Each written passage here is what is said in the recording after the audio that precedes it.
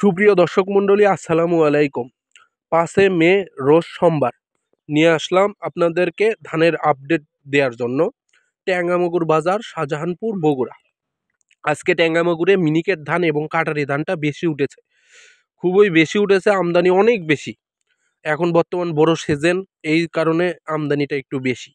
তো প্রথমেই মিনিকেটের বাজার, যেটা একটু কাস্তির মতো সেটা 1250 টাকা, যেটা আরেকটু শুকনা সেটা 1320, 30 এবং 1350 টাকাও বিক্রি হয়েছে আজকে ট্যাঙ্গামগুর বাজারে।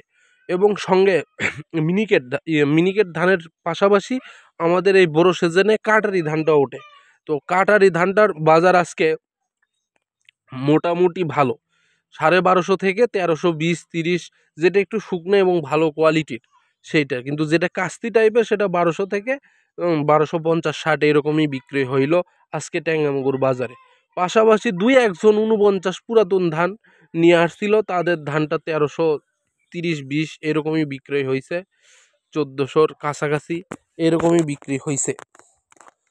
ট্যাঙ্গামগুর বাজারে আমাদের এখানে আলু ওঠে না। অনেকে আমাকে জিজ্ঞাসা করছে, ভাই এখানে আলু ওঠে কি না?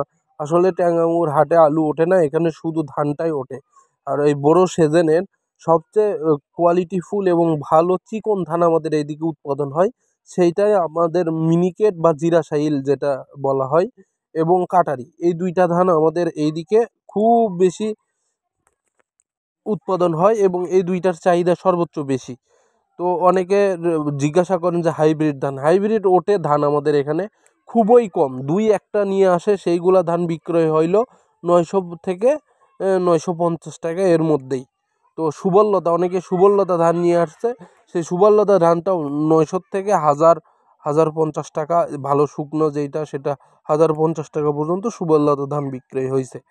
তো সব নতুন ধানই, বড় ধানের সবগুলা ধানই নতুন। তো বাজার আলহামদুলিল্লাহ এখন পর্যন্ত ভালো আছে। তবে বাজার সামনে আলুর সিজন, আমাদের আলুর ধানটা উঠবে অনেক বেশি পরিসরে, তখন কি হবে বলা যাচ্ছে না। তবে আজকে আমদানি অনেক বেশি ছিল, আমদানি বেশি থাকার কারণে যে দাম কম হবে তা হয় নাই, গত হাটের মতোই দাম আছে। শনিবারে উমরদিঘি বাজারে যেমন দাম ছিল, আজকে সোমবার, আজকেও ট্যাঙ্গামগরে বাজার ভালো আছে। তো সবাইকে অনেক ধন্যবাদ আমার পাশে থেকে সাপোর্ট দেওয়ার জন্য। মিস্টার এগ্রোর পাশে থাকবেন, শেয়ার দিবেন, একটু ফলো দিবেন। সবাইকে অনেক ধন্যবাদ। আল্লাহ হাফেজ। আবার দেখা হবে ইনশাআল্লাহ আগামীকাল ওমরদিঘি বাজারে।